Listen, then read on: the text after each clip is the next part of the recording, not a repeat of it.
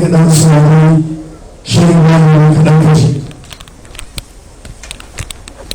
أعوذ بالله السميع العليم من الشيطان الرجيم.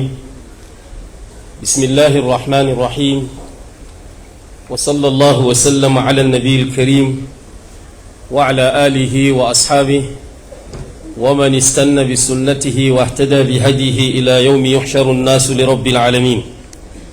ثم أما بعد، السلام عليكم ورحمة الله وبركاته. نامك أبوديا da gaisuwa ta musamman ga shi mai martaba da sauran manyan baƙi da mai jawabi na farko babban baƙonmu a yau Sheikh Abdallah Gadon Kaya da jagororin wannan makaranta da kuma su waɗanda muka taru domin su ɗaliban da Allah subhanahu wa ta'ala ya azurta su da Alqur'ani, duk da cewa ba su ne ginshikin taron ba, sai abin da suka haddace shine ginshikin taro, shine Alqur'ani mai girma. Allah maɗaukakin sarki ya saka wa mai jawabi na farko da alkhairi. Ya faɗi abubuwa da yawa dangane da wannan littafi mai girma, kuma duk maganar da za mu yi a nan wajen bai wuce tunatarwa da tsokaci akan wannan littafi mai girma ba, littafin da ba mu da kamarsa, littafin da ba mu da wanda ya fi shi. Allah maɗaukakin sarki ya sa mu zamanto jakadu game da wannan Alƙur'ani mai girma. Alƙur'ani mai girma a kansa dai zan ƙara wasu bayanai kamar yadda mai jawabi ya yi bayani.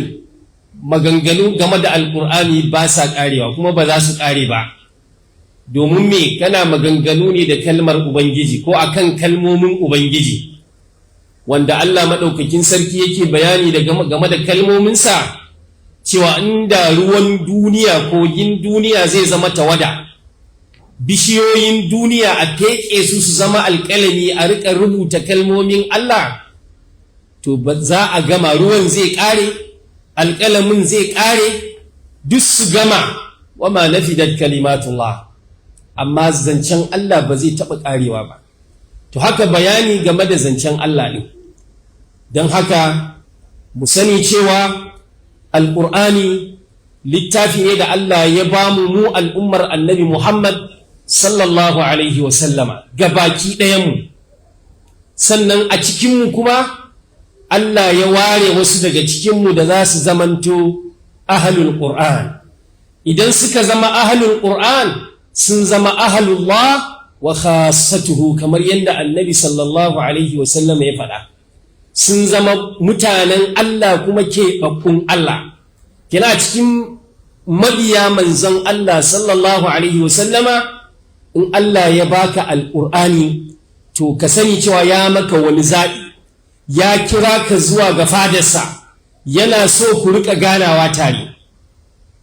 Ka auna yanzu a ce yau wani mai hali ko wani mai mulki a ce ya zaɓe ka PNsa ko SNsa, da kai yake tattaunawa, kuke shawara ko kuke gudanar da wasu al'amura, yaya kake ji a duniyance? Ina ga kuma littafin Allah subhanahu wa ta'ala, wanda in ya baka, kamar yadda ya ce, inna nahnu nazzalna dhikra wa inna lahu lahafizun, mu muka saukar da Alƙur'ani in ji Allah, kuma mu za mu kiyaye shi. To kiyaye shi Allah na da iko ta kowace fuska ya kiyaye, amma sai ya zaɓi mai kiyaye shi ta hanyar dasa shi a cikin zukatan wasu daga cikin bayinsa. Kuma kowane sinfi na mutane akwai bayin Allah makaranta Alƙur'ani. Yanzu anan akwai mata, akwai maza, akwai yara, akwai manya, akwai masu hankali, akwai marasa hankali. Don ka gane Allah ya ɗau abin da kansa ne zai yi abin. Sai ka ga mutum mahaddacin Alƙur'ani ne, Allah ya jarabce shi da taɓuwar hankali, amma taɓuwar hankalin ba ta taɓa Alƙur'anin nashi ba. Yana yawo a rikice, amma kuma in ka zaunar da shi yana zubo maka tilawa. Don ka gane wannan aikin Allah ne. Duk wani abu zai iya wargajewa a ƙwaƙwalwarsa, amma banda Alƙur'ani. to sai dai yana da kyau mu sani cewa daga wanda aka ba alƙur'ani da mai bashi alƙur'ani da iyayensu gaba ɗaya akwai responsibility masu ƙarfi da ya kamata su kiyaye, musamman kai da Allah ya ba alƙur'ani. Allah ya zaɓe ka cikin miliyoyin mutane, ba wayanka bane, ba ƙwarewarka bane, ba nacinka bane. Wallahi akwai wanda zaka samu yana da nacin, yana da himma, amma Allah bai kira shi cikin waɗanda ya zaɓe su don ya kiyaye littafinsa da su ba, sai ya gama bai haddace ba, amma ya haddace wasu abubuwa da yawa. Yakan iya kutsawa cikin alƙur'ani ya yi yawo a ciki, amma dai ya zauna a kansa, wannan kyauta ce daga Allah. To idan Allah ya baka alƙur'ani, to ya baka fa aiki babba. Domin annabi sallallahu alaihi wasallam ce ku karanta alƙur'ani kuma ku yi alƙawarin bibiyar alƙur'ani, domin shi alƙur'ani yana da saurin kubcewa daga ƙwaƙwalwar wanda ya zuba shi fiye da yadda dabba in ka ɗaure ta take kewaye har ta tsinke ta gudu. To alƙur'ani haka za ka gani yana shiga yana fita, yana shiga yana fita, sai ka ba da himma sosai. Saboda haka wanda duk Allah maɗaukakin sarki ya bashi alƙur'ani, to an ɗora masa wani nauyi mai yawa wanda ya kamata kowa ya ba da himma, ya dage ya ga cewa ya kiyaye wannan himma, musamman in kana so ka shiga cikin suwa ahlul Qur'an, wanda su ne ahlullahi wa khassatu. Malamai suka ce akwai matakai da dama kusan guda 6 waɗanda sai ka bi su za ka zama ahlul Qur'an. Don haka yayin da Allah ya baka alƙur'ani, to ya baka aiki babba. Kuma yayin da Allah ya ce ma'abota ƙur'ani su ne ma'abota Allah, su ne mutanen Allah, ya kamata kowane musulmi ya yi yunƙuri ya ga cewa ya zama wannan ɗin, ba wani abu ne da aka ware wasu aka ce sai su ba. Ya zama wajibi mu sama wa kanmu lokaci da za mu zauna muna iya karanta alƙur'ani. Ya ishe mu alfahari amsa kiran Allah da ya ce faqra'u ma tayassara min alƙur'an, ku karanta abin da ya sauƙaƙa na alƙur'ani a kullum. Kar ka zama tsakaninka da alƙur'ani shine karatun sallah, a ya zama akwai lokaci na karanta alƙur'ani. Wanda yake karanta alƙur'ani, in ji manzon Allah sallallahu alaihi wa sallama, wa huwa yatata'u fihi lahu ajran, Qur'anin na bashi wahala, to yana da lada guda biyu. Da yawa zaka samu wasu za su rika baka uzurin cewa wallahi Qur'anin nan yakan bani wahala, ina haddace ya zube, in nayi kaza ya zube. Wannan juriyan da zaka yi ka nace ka dage, lada biyu kake samu, ladan naciya da ladan karantawa. Wanda ko Allah ya mai baiwarsa, to fa huwa ma'a safaratil kiramil barara, yana tare da mala'ikun da aka baiwa responsibility din kiyaye alqur'ani tun a sama. Ashe ba abin da zaka yi wasa bane da shi. In har Allah subhanahu wataala ya yi ka musulmi, to ya baka matakin zamantowa min ahlil qur'an. Ka dage kaga cewa qur'ani yana da lokaci a wajenka. In har kai sake a rayuwarka baka da lokacin alƙur'ani, to shine shayatinul insi wal jin za su kewaye ka, kuma kullum suna bibiyan mu. Yanzu a gidajenmu ga ababen kallo nan da yake shagaltar da mutane ba dare ba rana. Kafafen yaɗa ɓarna ga sunan a cikin gidajenmu ba dare ba rana. Makarantu da muke tinƙaho mu saka 'ya'yanmu ciki, yanzu karatun zamanin ya ginu akan waya. Ko me za a baka in baka da waya ba za ka iya cin masa ba. To kuma wayar ta zama silahun zu haddain, takobi ne mai baki biyu, ko ka yanka shi ko ya yanka ka. To sai ka samu da zaran ta shiga hannun yara, to shikenan kuma daga nan an davatin kwakwalwarsu daga wani abu mai amfani zuwa shirme. Ba irin abin da babu a ciki. Idan a gida ne, ba irin abin kallon da babu a gida. In fina-finai ne, yanzu ta kai ga an soma canja salo a fina-finan ma, an soma kawo fina-finai masu seasons, masu dogon zango, wanda za a ɗau watanni kana bibiya kana kallo. Duk wanda za a yi wani fim kuma da yarenka kuma mai jan hankali, sai ka ga abin takaici, har masu gidaje masu ‘ya'ya da su ake zuwa a shantake a ɓata wannan lokaci, da na safe daban, na rana daban, na dare daban, na cikin dare daban. Wani lokaci ka ba wa Alƙur'ani? Muna gabar da kai ka ce yau Allah yake ba mu labarin annabinsa Muhammad sallallahu alaihi wasallama yake kai kukan al'umma wajen ƙauracewa Alƙur'ani. Wa qala ar-rasulu ya rab inna qaumi ittakhadhu hadha al-qur'ana mahjura. Annabi sallallahu alaihi wasallam Allah yake ba mu labari, yana kai kuka gaban Allah cewa ya Allah, al'umma ta sun ƙauracewa Alƙur'ani. Al'ummar da ake wannan maganar da su a wannan lokacin, inda za a samu wani ya sifantu da irinsu a yanzu, shi abin nunawa ne ma a cewa ya riƙe Alƙur'ani. To amma su a irin wannan ne aka ce sun yi sakaci. Yanzu ka kalle mu yanzu haka muke rayuwa, ba mu da lokacin karanta Alƙur'ani. Kuma Alƙur'ani in kana karanta shi, ta gomashin da zai maka yawmal qiyama a cikin aljanna ma za a riƙa gaya wa mai karanta Alƙur'ani, iqra warqa wartaqi. Ka karanta Alƙur'ani kai ta hawa sama, domin ita aljanna darajat ne. Sama ake yi ana neman darajar aljanna, wuta ne ake yin ƙasa.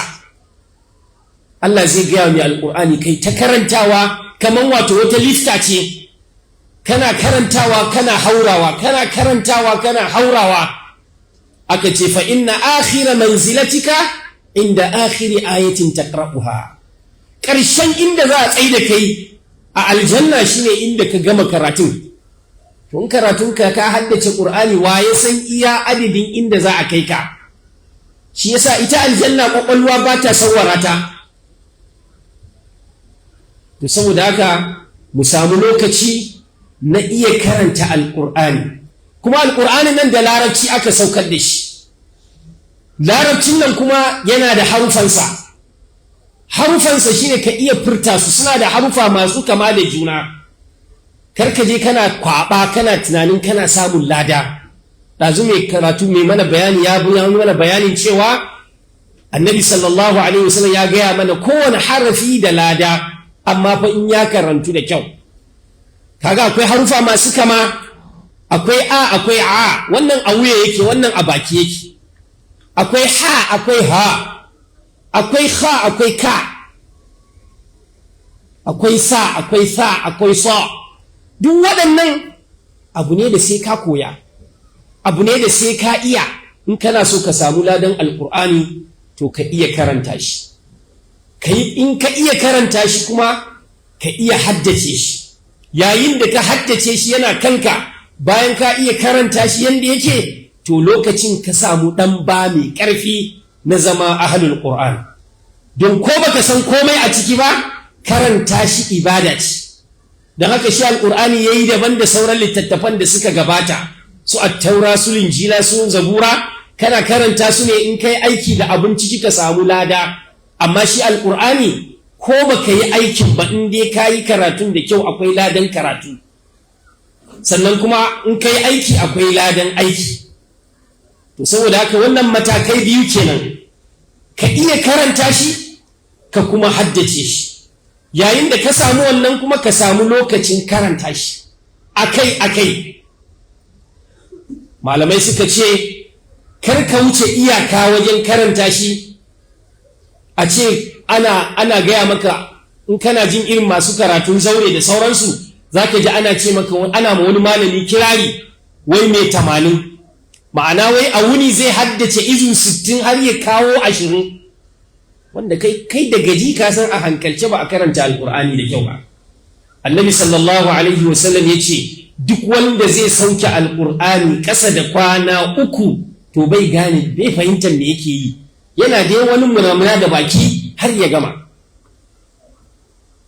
Sannan kuma in an samu delay ba a iya sauke shi within kwana 3 ba, to kar a wuce kwana 40. Hassan al-Basri yake cewa mukan lissafa mutum cikin kasalallu in har kwana 40 suna shuɗe masa baya sauke alƙur'ani. Wannan ga wanda ya san alƙur'ani ya fahimce shi yake iya karanta shi kenan. To yana da kyau a samu wannan lokaci. To bayan wannan ya samu, to a yi ƙoƙari kuma wajen sanin ma'anoninsa da tadabburin abin da ake karantawa. Domin yayin da ka zama mai ƙur'ani, to in har ba ka sanin saƙon da kake karantawa, kana masa karatun jahilci, to ana iya samun a kasa tantance ina makarancin alƙur'ani, ina wanda ba makarancin alƙur'ani ba in an shiga saha ta duniya. Harkar kasuwanci, harkar sana'a, harkar wasu mu'amala, harkar wasu abubuwa daban-daban. Saboda ne karatun kawai kai baka kuma koye shi ka san ma'anoninsa, balle har kuma ka rika gane saƙon da kake karantawa ba. Sabon annabi sallallahu alaihi wasallama salon koyon alƙur'aninsu mataki 3 ne. In an ba su aya za su zauna su iya karanta ta da kyau, su tabbata ta karantu. Salo na 2 su haddace, salo na 3 kuma su san ma'anarsa tare da aiki kafin su je wata aya. Don haka yana da kyau a ce makarancin alƙur'ani bayan hajjar, to an samu wani lokaci kuma da za a koyar da shi abin da ya karanta ɗin, ya san shi, ya fahimce shi, ya kuma yi ƙoƙarin aikata shi. Bayan wannan sai koyar da shi. Annabi sallallahu alaihi wasallam ya ce khairukum man ta'allama alqur'ana wa 'allama. Mafi alkhairun ku shine wanda ya san alqur'ani kuma yake koyar da shi. Kar ka taba yadda Allah ya baka alqur'ani ka je ka shagaltu da wani al'amari na neman duniya. Zaka iya samu tabbas, amma baka baiwa alqur'ani tukwici ba. Daga cikin tukwicin alqur'ani shine kai ma ka samu lokaci ka buɗe wata halka da za ka riƙa koya wa mutane alƙur'ani. Don haka kada mutum ya yi sakaci da wannan fage, sai kuma da'awa, kiran mutane da abin da alƙur'anin ya ƙunsa. Waɗannan duka wasu ƙananan matakai ne wanda kowanne muka ɗauka za mu faɗaɗa bayani a kai, za mu ga cewa aiki ne babba.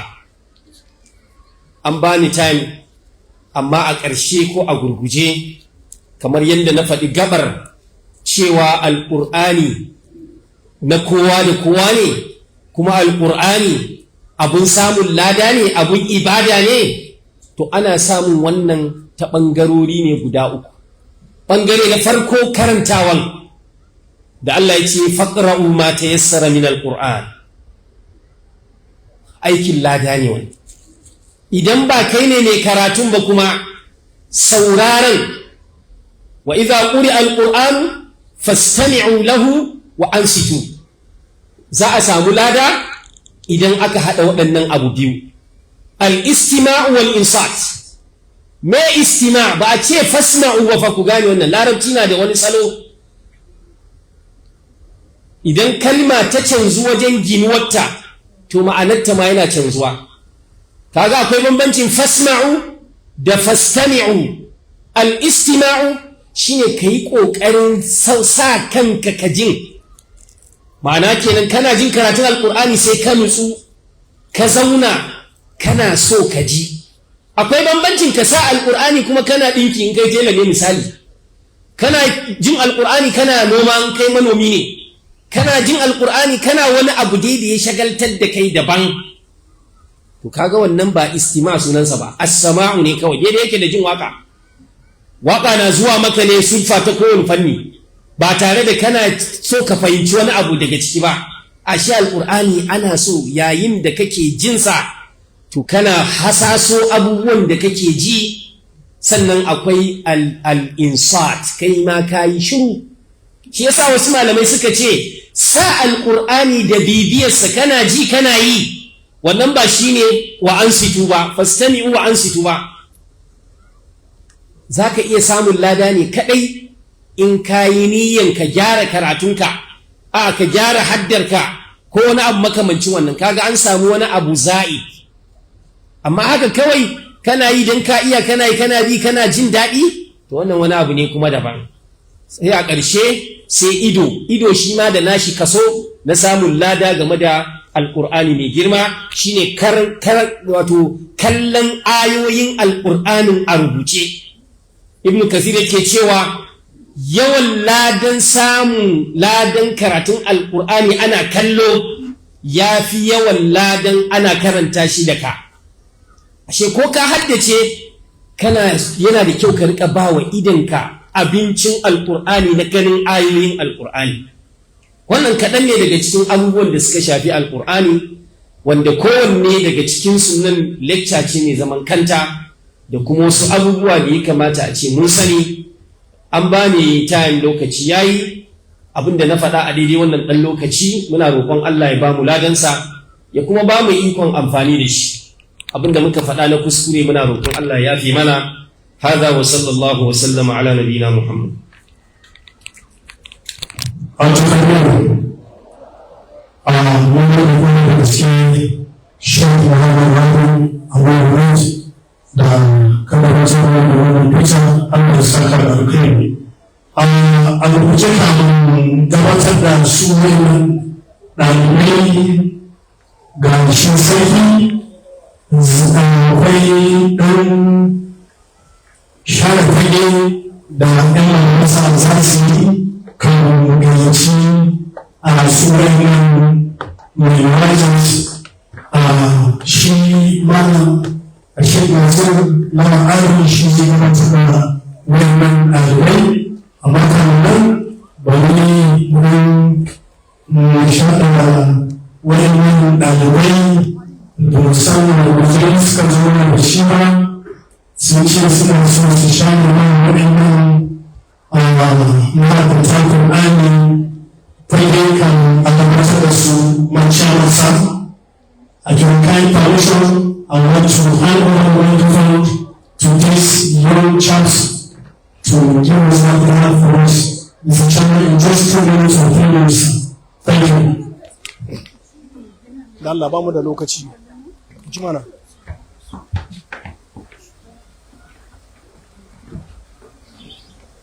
Me za su yi ne? Za a yi sauri da Allah. We don't have time.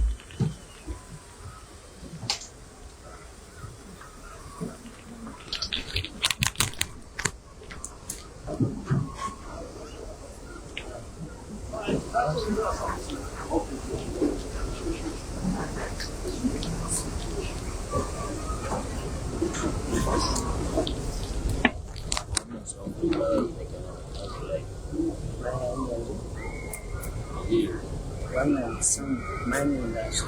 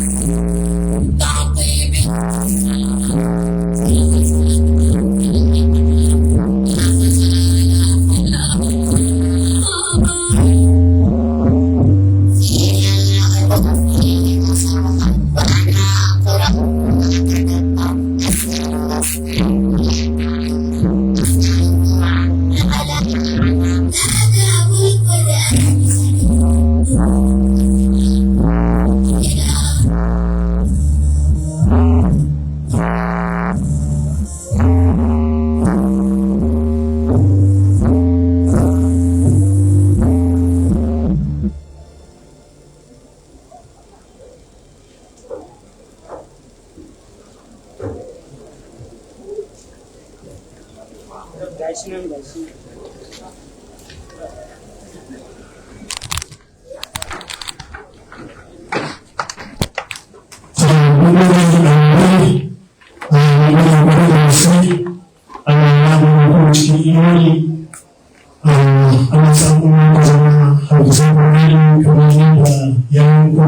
suka zama a wannan rana.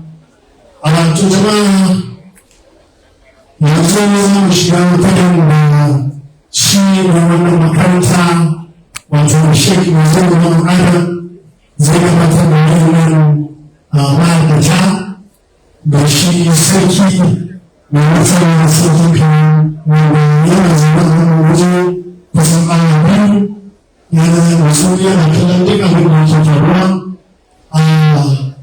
Akan kala in ka hauro wani na so ka sake tabbatar da sarki ingancin wannan makaranta kuma wannan ƙarfi da muka yi akan ka sake tabbatar shi cewa ɗansa guda ɗaya ko ba shi da ƙaramin ɗaya ko jika ya kawo mana za mu shafe shi al'ummar wa yawa a rubutu na yanzu. Ake kuma musulman.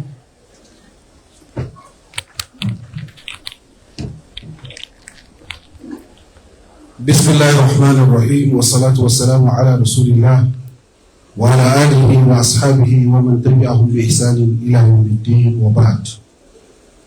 إخوة مسلمين إنا من جسوا إلى تعديل المسلمين السلام عليكم ورحمة الله وبركاته. da farko muna gode wa Allah subhanahu wa ta'ala da ya yi ikonsa ya yi kaddarawarsa ya ainihin tara mu a cikin wannan wato a taron wannan makaranta mai tarin albarka na hurmatul hanan littahfizil qur'an bi ma'ana makaranta wanda muka assasa ta wanda cikin shekara ɗaya yaro zai iya haddace alqur'ani mai girma. Da farko ina miƙa godiya da kuma addu'a ga babanmu kuma dattijan arziki wato sarkin Kano, sannan kuma ina ƙara miƙa addu'a gare ka da kuma ƙoƙon bara da muka yi don yanzu mu ne muke nema na wato yaro da muka yi alkawarin a ba mu shi don a sashi a wannan makaranta a matsayin mu za mu ɗauki ɗawainiyarsa shekara mai zuwa, kamar inda sarki ya zo ya ma wa'annan yara addu'a kuma dama yara yaransa ne, to shekara mai zuwa muna so kuma ya zo da ƙarfinsa bi idnillahi ta'ala. A hakikanin gaskiya sarki ya nuna mana dattako kuma ya nuna mana dattijantaka. Wallahi mun je garin Kano ba mu je da nufin kwana ba, amma aka ce in dai har mun dage sai mun ga sarki to mu kwana.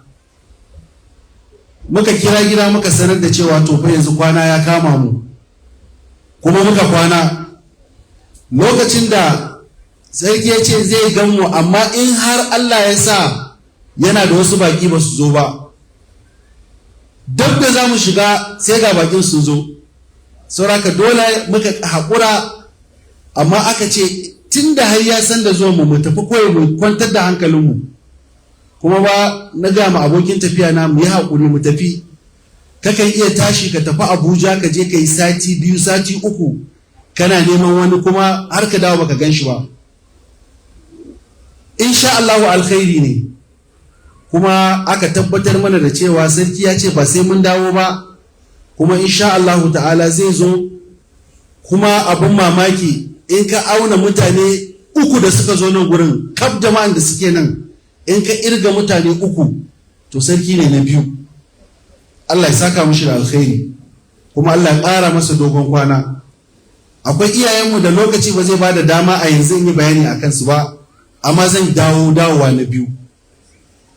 Wayannan yaran da kuke gani a bayana, farko wanda ya fara mu ma godiya shine Allah subhanahu wata'ala, sannan na 2 kuma iyayensu mu musu godiya. Akwai ɗan uwa a nan gurin barista gashi nan yana nan daga gefe na, lokacin da ya ji bayanin makarantar nan yaransa guda 5 ya kawo 5. Duk da yawan kuɗin da aka karɓa kuɗi ne mai yawa ake biya, amma yara 5 ya zo da su da shi da matarsa ta ce sai dai a sa 5 ɗin. Mu muka tabbatar masa muka ce wayannan biyun ba za su iya ba, matar ta ce a sa su a boko shekara mai zuwa su koma cikin wayancan. Yanzu nan cikin wayannan yaran a ya'ya mata akwai yaran shi barista guda 3 suna nan a ciki. Akwai yara guda 2, ɗaya namiji a nan gurin, ɗaya mace a nan gurin. Ɗan uwan wato wansu bai taɓa gani na ba, waya kawai muka yi. Yace burin sa a rayuwa ƙanwarsa ta haddace Alqur'ani. Shi kuma wancan ɗayan yaron mahaifinsa shi ya sponsor shi a rayuwa. Yanzu mahaifin ya rasu, kuma kafin rasuwar mahaifinsa burin mahaifin yaron ya haddace Alqur'ani mai girma. In duk abin da ya mallaka zai kare yanzu zai sa duka wannan yara guda biyu sai sun haddace Alqur'ani. Akwai yaro guda ɗaya yana nan a nan gurin, daga Abuja aka kawo sa. Mahaifiyar yaron nan duk wanda take ganin ya kamata ta je ta kai ƙaran baban yaron kar a kawo sa Jos, ba wanda bata bi ba. Ga mahaifin shi yana zaune, sun zo daga Abuja wajen su 15 suka zo. Duk wanda ya kamata ta je ta samu ta je ta samu, amma mahaifin ya dage sai ya yi. Ya ce babban ƙarfin gwiwar da ya samu shine yaron yana so ya yi. Tun da yaron yana so ya yi, to shi kenan. Daga ƙarshe mahaifiyarsa da ta zo har ƙasa ta yi, in na shigo na ganta sai ta durƙusa ta gaishe ni. In na shigo zuwan da ta yi sai ta durƙusa ta gaishe ni. Wayannan yaran duka idan na ce zan yi bayanai a kansu, wallahi zan iya cinye lokaci, kuma ga mai martaba ya ba da lokaci, kuma ba ma so mu masa wasa da lokacin tunda shi ma ya cika mana lokaci. Saboda wannan makaranta shekara 1 ne yaro yake haddace Alqur'ani mai girma. Kuma idan ka zo ka siya form, ba ma buƙatar in ka zo ka siya form cewa amma fara ma bayanin kuɗi, a'a, ko da wayannan yaran haka muka yi da su, ka zo ka siya form naira 5,000 ne. Za mu gayyace ka zo ka zauna, an ce maka yaro zai haddace Qur'ani a cikin shekara 1. To ya za a iya haddace Qur'ani a cikin shekara 1? Sai mu maka bayani dalla-dalla. In muka maka bayani dalla-dalla, idan ka gamsu, to sai mu ba yaro admission letter, sannan kuma a baka account number ka je ka biya kuɗin makaranta. Bana cikin ikon Allah, bara wayannan yaran da muka ɗauka mun ɗauke su akan naira 370. Amma yanzu wanda za mu ɗauka na yanzu naira 400 ne shekara. Wanda za su shiga boarding naira 750 wannan shekara kenan. Dan mun duba ba wai riba yanzu muke nema ba, target ɗinmu shine makarantar ta shiga, ta zaga, ta ɗaukaka, lokacin kuma da damu girbe bi idnillahi ta'ala yana zuwa. Shi yasa idan kuka duba tsarin taron da muka yi, mun raba kafa ne tsakanin Bauchi da wato ainihin wato Jos. Abinda zai baka mamaki, akwai yaron Bauchi a cikin wayannan yaran wanda yana daga cikin masu kokari. In yazo za ku gane kusan a wannan sahun na farko shine na 2. Wallahi daga Tulu yake, mahaifinsa a Unity ya ji wannan abun, shi ma isan irin wancan, amma in yazo za su yi karatu zaka ji. Yanzu wannan shi kadai a same shi a wannan gurin ba karamin alkhairi bane. Shi yasa muka rike wuta, muka ce sai wato mai girma wanda ya zamanto yana wakiltar wannan wurin, sai ya zo ya ga ɗansa, ya tabbatar ya ji daɗi, ya ga irin ƙoƙarin da aka yi. Wani lokacin kuma shine zai zubo mana yara da za su ci gaba da tafiya a wannan makaranta. Kuma makarantar mu ba wajen horo bane, dan kar yaron ka ya gagare ka a gida, ka ce akwai wani bodin ta Alqur'ani, in yaro ya sha Qur'ani zai nutsu, ka kawo mana shi. A ba wurin horo bane. Yawwa, muna da dokoki ko muna da tsarika. Inda ka ba mu ɗanka, muna so in ba mu ƙara masa a tarbiyyar da ka ba mu ba, to bai kamata mu rage masa ba. In ba ya samu ƙari akan tarbiyyarsa ba, to bai kamata mu shigo masa da wasu abubuwa ba. Mun san abubuwan da suke faruwa a makarantu na kwana da dama, to mu insha Allahu ta'ala za mu ƙara ma yaranka tarbiyya ne, ba ya koma baya ba. kaga kalmar wawa, yaro ya ce ma wannan wawa, insha Allahu ta'ala mu ba zai samu a gurin mu ba, balantana ya koyi zagi, balantana ya koyi wasu ɗabi'u har ya shigo maka da abin da baka sani ba. Allah subhanahu wa ta'ala ya taimake mu. Saboda haka zan gabatar da wa'annan yara insha Allahu ta'ala za su yi karatu a takaice saboda mai martaba ya ji karatunsu da sauran al'ummar da suka wakilci su. Sannan daga ƙarshe akwai wato award da muke so mu gabatarwa mai martaba saboda daraja wannan alƙur'ani da yayi da girmamawa da yayi, da kuma babban malaminmu Dr. Abdullah Usman Gadan Kaya, wanda ni ɗalibinsa ne. Galibi jama'a sun ɗauka wai ko wani matsayi ne yasa malam yake bani muhimmanci a cikin al'amurori na. A'a, ni ɗalibin dakta ne, ila bai faɗa ba da ya zo. An yi lokaci duk ranar Juma'a sai na je Kano karatu wajen malam, in dawo ranar Monday, duk ranar Juma'a sai na je Kano. An yi wannan lokacin. Sannan kuma akwai ɗayan babban malami na Mar Rabiu Umar Abu Umai, wayannan ban isa in yi abu a cikin duniyan nan ban sa su a ciki ba, saboda malamai na ne kuma sun yadda da tarbiyya na, kuma sun yadda da nutsuwa na, kuma ina musu addu'a Allah subhanahu wataala ya sanya musu albarka, kuma ina roƙon Allah ya ƙara musu tsayin kwanaki su ga abin da ɗalibinsu yake tabbatar da shi a bayan ƙasa. Allah ya saka ma kowa da alkhairi. Saboda ba da ɓacin lokaci ba zan gabatar da wayannan ɗalibai namu. فليتفضلون مشكورون ومأجورون. تفضل أبو بكر.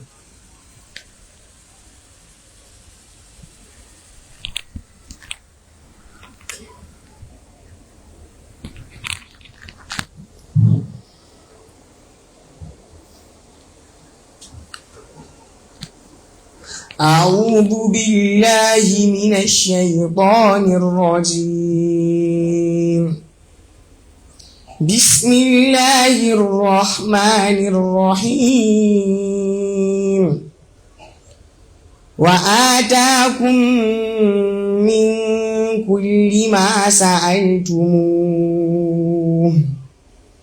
وإن تعدوا نعمة الله لا تحصوها إن الإنسان لظلوم كفار. وإذ قال إبراهيم رب اجعل هذا البلد آمنا واجنبني وبني أن نعبد الأصنام رب إنهن أضللن كثيرا من الناس فمن تبعني فإنه مني ومن عصاني فإنك غفور رحيم. ربنا إني أسكنت من ذريتي بواد غير ذي زرع عند بيتك المحرم ربنا ليقيموا الصلاة فاجعل أفئدة من الناس تهوي إليهم وارزقهم من الثمرات لعلهم يشكرون. ربنا إنك تعلم ما نخفي وما نعلن وما يخفى على الله من شيء في الأرض ولا في السماء. الحمد لله الذي وهب لي على الكبر إسماعيل وإسحاق إن ربي لسميع الدعاء. رب اجعلني مقيم الصلاة ومن ذريتي ربنا وتقبل دعاء ربنا اغفر لي ولوالدي وللمؤمنين يوم يقوم الحساب ولا تحسبن الله غافلا عما يعمل الظالمون إنما يؤخرهم ليوم تشخص فيه الأبصار صدق الله العظيم. اسمي أبو بكر حامس جاجري. الله أكبر. التكبير. الله.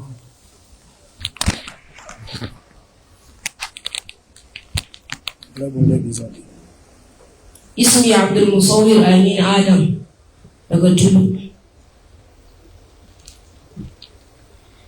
أعوذ بالله من الشيطان الرجيم. بسم الله الرحمن الرحيم. قال يا بني لا تقصص رؤياك على إخوتك فيكيدوا لك كيدا إن الشيطان للإنسان عدو مبين. وكذلك يجتبيك ربك ويعلمك من تأويل الأحاديث ويتم نعمته عليك وعلى آل يعقوب كما أتمها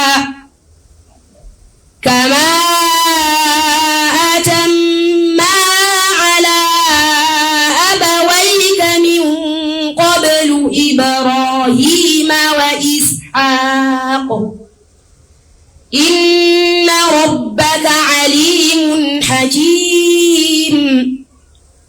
لقد كان في يوسف وإخوته آيات للسائلين إذ قالوا ليوسف وأخوه أحب إلى أبينا منا ونحن عصبة إن أبانا لفي ضلال مبين. صدق الله العظيم. التكبير.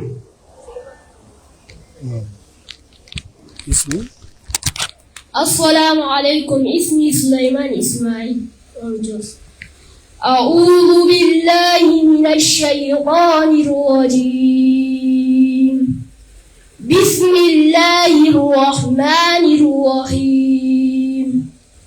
وبشر الذين آمنوا وعملوا الصالحات أن لهم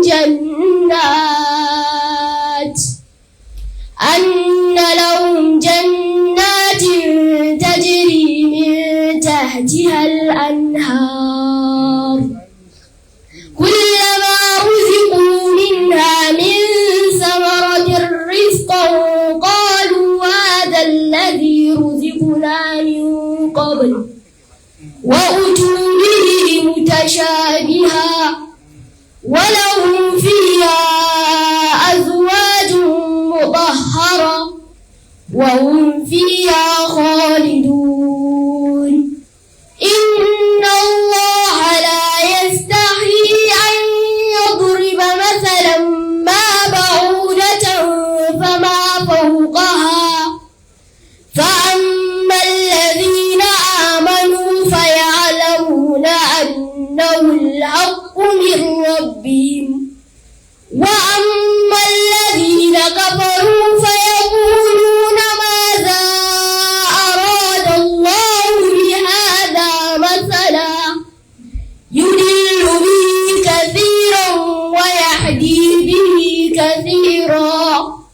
وما يضل به إلا الفاسقين صدق الله التكبير.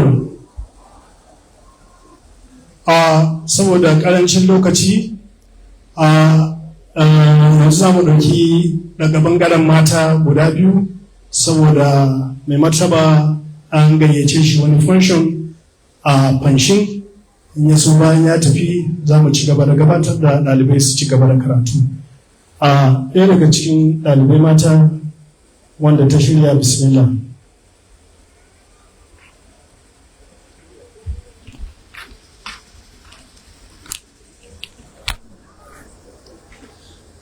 أعوذ بالله من الشيطان الرجيم.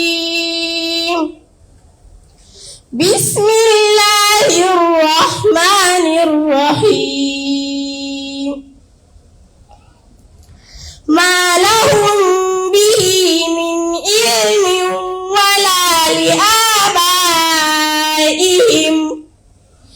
كبرت كلمة تخرج من أفواههم إن يقولون إلا كذبا فلعلك باكع نفسك على آثارهم إن لم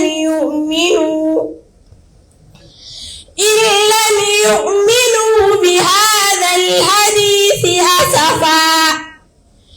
إنا جعلنا ما على الأرض زينة لها لنبلوهم أيهم أحسن أملا صدق الله العظيم. اسمي مريم إبراهيم يريما from Jos. التكبير.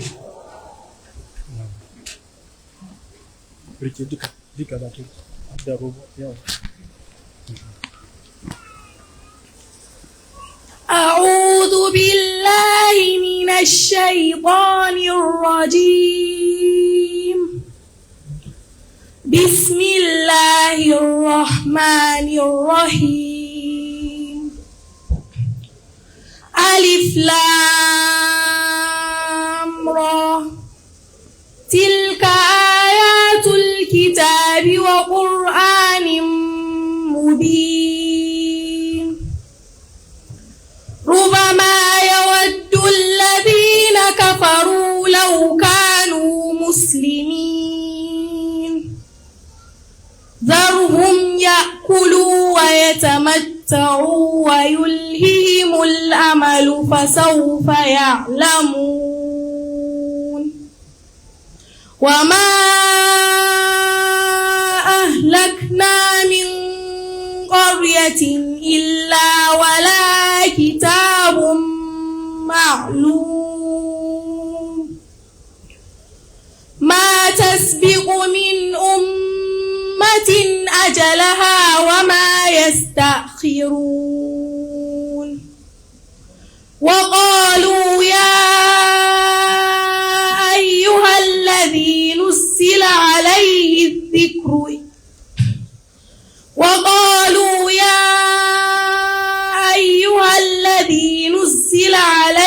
الذكر إنك لمجنون. صدق الله العظيم. اسمي عائشة علي وهارون في الجوز.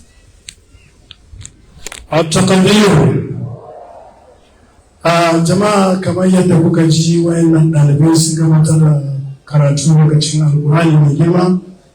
Wayannan ɗalibai da suka zo wannan makaranta ba mai izu ɗaya a cikinsu, amma yau ga abin da Allah ya sa suka samu. To wannan karatu Allah ya sa zama mai albarka. Mai girma Alhaji Umar Adamu Toro, hakimin Toro, Katukan Bauchi, yau ne kaga ɗanku daga ci yaro da ya fito daga Toro, wanda muke alfahari da shi a cikin wannan makaranta, ga shi kuma ka ji karatunsa. Lokacin da muka je wajenka mun sa maka karatunsa ka ɗan saurara kaji tsoro kuma ga shi kaji zahiri daga bakinsa to Allah ya sa ma wannan karatu albarka. At this point in time, distinguished guests, ladies and gentlemen, I'd like to create an indulgence to invite the chairman of this memorable occasion in the person of the Emir of Canaan, His Royal Highness, to give us his speech before he leaves. And Your Royal Highness, there is an award we'll be giving to you before we leave. So, after your speech, the award will be presented to you, sir.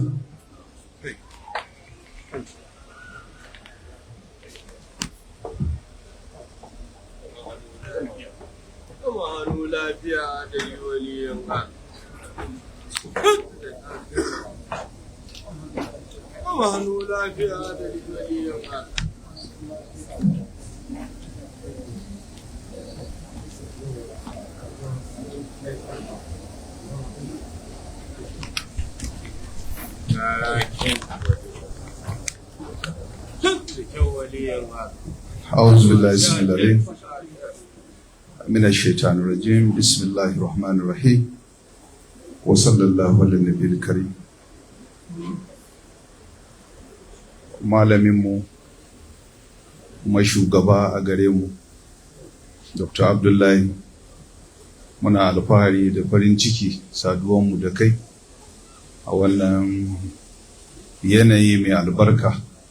Saduwa ne na alkhairi. Allah bai sada mu akan komai ba sai al'amari na Alqur'ani. Muna godiya kwarai. Mai a girma katukan Bauchi, hakimin Toro, kuma manya-manyan baƙi da aka gayyata musamman ɗan majalisa, masu girma da martaba, a iyayen wayannan yara da yau muka taru, 'ya'yanmu, kannenmu, domin mu yi barka mu kawunanmu saboda nasarori da aka samu. Irin wannan haduwan shine aka kwatanta mana a cikin karatu, yayin da 'yan aljanna suka shiga aljanna za su gaisuwa ma junansu da kalamu masu kyau, da irin shi ne muke fata mu samu. Lallai duk jawaban da ya kamata a yi da karatun da ya kamata a yi, malumanmu sun gabatar, sun nuna mana girman Alqur'ani da darajan shi da kuma darajan wayanda suka ɗauka a kawunansu da kirazansu. Lallai Alqur'ani abin so ne, abin ne na rayuwa, turba ne na sada zumunta, kuma turba ne wato this is what we call as the road map. It's a road map that can lead you to Jannah. That is Quran. The beauty of Quran and the magnificent space that has been created by God is enormous, that human cannot describe. Ubangiji ne ya faɗa a cikin zaɓaɓɓu, ya saukar da Alqur'ani ma 'yan adam, ya yi halittu daban-daban, amma ya danka Alqur'ani ma ɗan adam. So kaga girman ɗan adam. Saboda haka wa'innan mahaddata, duk wanda ya hange su yana da yakini ya hangi Alqur'ani, kuma duk wanda yake da Alqur'ani to shugabanci mai sauki ne gare shi, domin ya san Allah, don da ya san maganan Allah. Alqur'ani bai bar komai ba, ya kumci komai da komai. Zamantakewar rayuwa, all this corruption that we see today, ba wanda duk suka shiga ciki ba su da alkur'ani. Duk shugabanni da rasu rawani da masu biro da masu kawo, duk wanda ya shiga barna ba alkur'ani ne tattare da shi. Amma duk wanda Allah ya bashi alkur'ani kuma Allah ya yi alkawarin kare alkur'ani, to tun da kur'anin na jikinka, shi Ubangiji ya yi alkawarin kare ta, to kai ma ya kare ka. Saboda haka iyaye alhamdulillah muna godiya, muna kuma roƙonku a kare himma, kuma mai da hankali wajen wannan al'amari. Kamar yadda malam ya faɗa ne, muna biyan miliyoyin nairori for Western education, to just go and useless our children. We pay 20 million in the Nile University. We pay many millions of naira in the Turkish university. We pay much and much of money to pursue Western education that is of no use after death. It has no value whatsoever. Ka gama digirgiri ka yi Minnesota ka je Pittsburgh, ana mutuwa certificate in bashi da amfani. Amma alkur'ani malam ya karantar da mu, abokin hira ne a cikin kabari, shi ne zai bi ka har. To muna godiya da kuka yi tattake zuwa wajenmu, kuka ma gayyace mu hidima na alkur'ani da ikon Allah. A ko'ina aka kira mu bai mana nisa, da ikon Allah za mu zo. Kuma muna amfani da wannan dama mu ba ku haƙuri rashin saduwa da mu bisa uzurin da ya same mu. Kuma maganan da aka kawo, muna roƙonku gurbin karatu da aka ba mu mun karɓa, amma mun ba ma wanda ba shi da hurumin karfin yin karatun a sami mutum guda. Scholarship da aka ba mu, a samu mutum guda a cikin wanda ba shi da abin biya, wanda aka bani a bashi. Ni da nake da hurumin biya, zan zo da nawa 'ya'yan, kowa na kawo, ko wanda na haifa ne ko ba wanda na haifa ba ne, duk wanda na kawo ɗana ne, wa'innan da suke nan 'ya'yana ne. Saboda haka zan zo da shi wanda ni zan biya, wanda aka bani kuma ni na mayar a ba mu wanda na karba, amma na ba mu wanda ba shi da hurumin biya. In aka same shi a nuna mini shi, ya tabbata ni ne na kawo shi, kuma in ci gaba da kulawa bayan wa'innan dama da aka bani. Daga ƙarshe ina amfani da wannan dama roki malam a yafe mun, na ansa ma wasu mutane, Allah shi gafarta malam, na sa su sun daga taron su, nace su mai da shi karfe 1, amma su sani zan taso daga Jos ne in zo.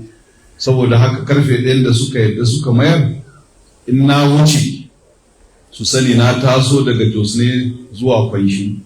Allah shi gafarta malam, tafiya ne na awa 2, kuma za mu yi iya ƙoƙarinmu da hurumin Ubangiji da yardansa, in ya ga dama mu isar da wancan alkawari da muka ɗauka. Jama'armu Plateau, jihar Plateau, jiha ne da muke zaune ciki, jiha ne kuma da za mu zauna ciki, jiha ne kuma da ba mai cire mu ciki, jiha ne da za mu karanta Alkur'ani, kuma jiha ne da ba wanda zai hana mu karanta Alkur'ani. Babu abin da zai kasa faruwa sai abin da Allah bai yarda ya faruwa. Babu abin da zai ba mu tsoro sai abin da Allah ya sa ya ba mu tsoro. Saboda haka kafafunmu da wandunanmu a jaye yake zuwa kwabrinmu, bisa kokarinmu da ibadanmu da addininmu ba ma fasa shi ba. Mun gaji jahannan ne kamar inda kowa ya gaji jahannan. Saboda haka muna da dama kamar inda kowa yake da shi. Amma ina roƙonmu, duk wanda ya zo neman ƙuri'anmu, to to ga 'ya'yanmu da suka sauke alkur'ani, ƙuri'anmu mu bashi ya ba ma 'ya'yanmu aiki, ba mu neman naira 20 ɗin shi ko 30 ɗin shi, saboda mu samu daman da za mu kama ya zama hujja. Naira 20-30 na wani mai neman ƙuri'anmu na wani bukata ne da ba zai biya mana ba, amma ba ni gishiri in ba ka manda. Mandanmu shi ne 'ya'yanmu da suka yi karatu, akwai space na karatu na aiki a wurare daban-daban, amma ba a sa 'ya'yanmu, kuma muna da membobi 'ya'yanmu, muna da membobi namu, mu ne su ne mu. In na ce namu to ya rage namu, musan namu. To muna da 'ya'ya membobi namu, menene suke iya mana a jihar mu? Ana dafawa, ana rabawa da su da mu. To ina roƙon wannan daga wajenmu. Daga ƙarshe katuka na nan zan bar mishi ayyukan da ya shafi sarauta, ya ci gaba daga inda na saya. Abinda za a yi na neman gudumawa ma wannan zaman nawa zan aiko da shi, katuka zai faɗa abinda muka bayar insha Allah. Ba za mu yi sallake mu wuce wanda zai kaddamar ba, amma za mu yi tunda abu ne wanda mun saba yi, kuma ba za a ji kasala akan abin da za mu yi ba insha Allah. Muna roƙon Allah ya ba mu lafiya, ya ba mu zama lafiya, ya ba mu daman gamawa lafiya, yadda magabatanmu da malumanmu suka wuce lafiya. Allah ya ga dama mu wuce lafiya, Allah ya kwantar da su cikin ni'imansa, Allah ya ba mu daman musu addu'o'i, domin mu inna mu ya zo a samu masu mana addu'o'i. Kowa ya yi halin kirki ya bi tarbiyyar baban shi, kowa ta yi halin kirki ta bi tarbiyyar mahaifiyarta. Abinda kakana ya gaya min kenan a shekarar da za a yi min aure, ya ce za a yi mini aure ba shi nan ya yi tafiya, yana ba ni shawara guda biyu. In ɗaya ya yi halin kirki ya yi halin ubansa, in iya ta yi halin kirki ta bi halin mahaifiyarta. In ka waye gari ka ga ɗanka yana maka alkhairi, ka yi alkhairi ne ma iyayenka. Saboda haka mu yi halin kirki ma iyayenmu da suka rage, domin ‘ya'yayenmu su yi mana. In muka samu akasin haka, to mu bincika kawunanmu, watakila mu ma mun ba da akasin abin da aka nema wurin. Allah ka kyautata gabanmu da bayan, Allah ka ji kan iyayen gafarta mana, Allah ka zaunar da kasanmu lafiya, musamman Najeriya ta Arewa. Allah ka kyautata mana rayuwa a cikinta. Wassalamu alaikum wa rahmatullahi ta'ala wa barakatuh.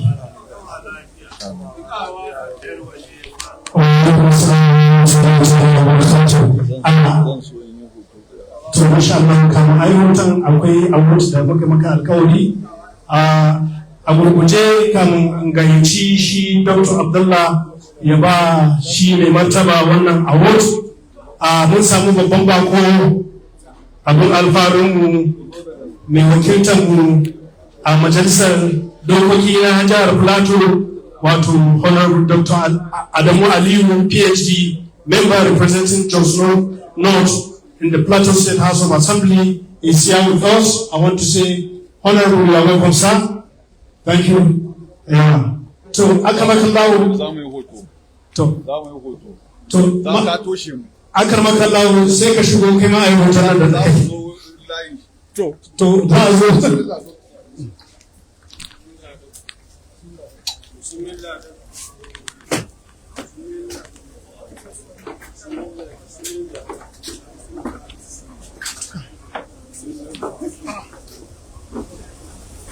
to kuɗin maza.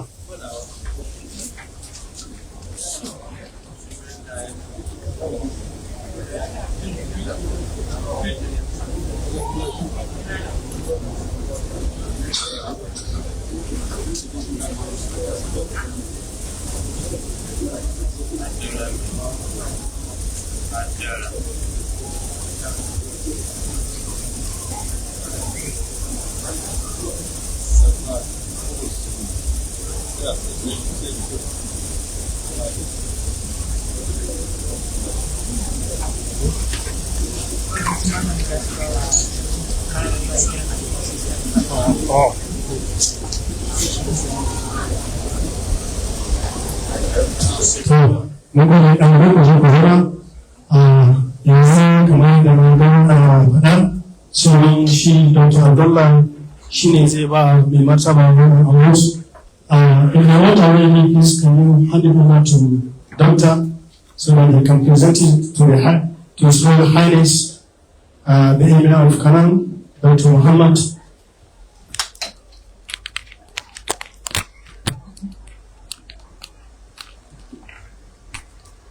Assalamu alaikum wa rahmatullahi ta'ala wa barakatuhu. I, Abdullah Usman Umar Gadankaya, I am using this very important opportunity to give the award to His Royal Highness Emir of Kanam. May Allah make it easy for me, and may Allah promote him in his life. Thank you very much.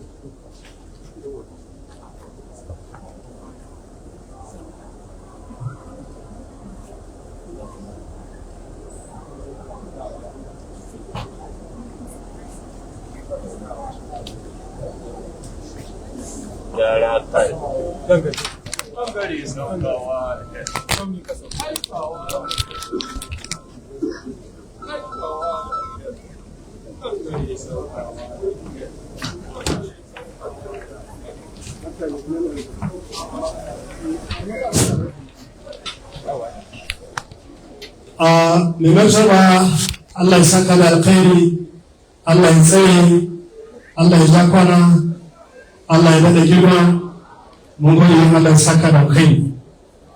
The next award is going to be presented to Dr. Abdullah and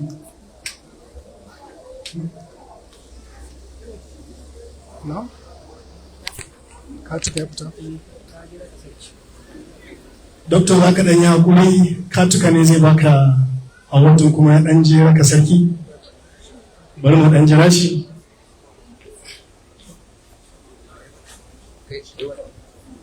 To, kamun manyan baki su dawo kamar yadda suka fita daga mai martaba, za mu ci gaba. Kamar yadda kuka gani mun ɗan ɗauko wasu daga cikin ɗaliban nan sun yi karatu, kuma akwai yawancin iyayen yaran nan da suka zo wannan waje su ma suna so su ga 'ya'yansu sun yi wannan karatu don martaba wannan rana na ranar waliman yayi wayannan ɗalibai. Abin alfahari ne mahaifi ya ga ɗansa ya fito cikin taro kuma yana karanta Alqur'ani mai girma.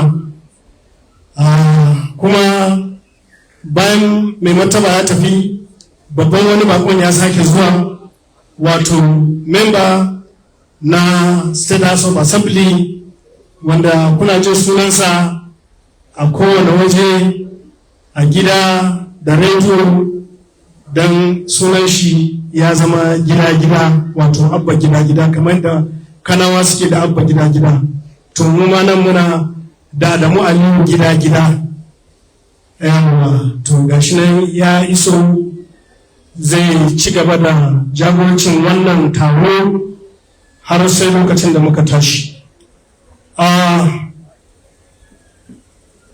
Shi memba zai so ya ji karatun wayannan ɗalibai, za mu ɗan zakaro again ya ɗan ji karatun kamun baki su dawo don a ba doktor, shi ma doktor na kan hanya na komawa Kano. To ɗalibi na gaba za ka fito ka mana karatu don ga mai wakiltanmu na Jos ta Kudu, Jos ta Arewa yana nan wajen don ya ji karatun naka. Bismillah. Assalamu alaikum wa rahmatullahi wa barakatuh. Ismi Abdurrahim Muhammad from Abuja. أعوذ بالله من الشيطان الرجيم.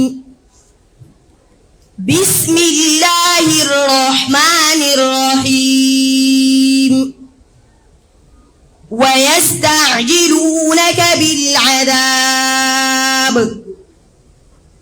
ولولا أجل مسمى لجاءهم العذاب وليأتينهم بغتة وهم لا يشعرون. يستعجلونك بالعذاب وإن جهنم لمحيطة بالكافرين. يوم يغشاهم العذاب من فوقهم ومن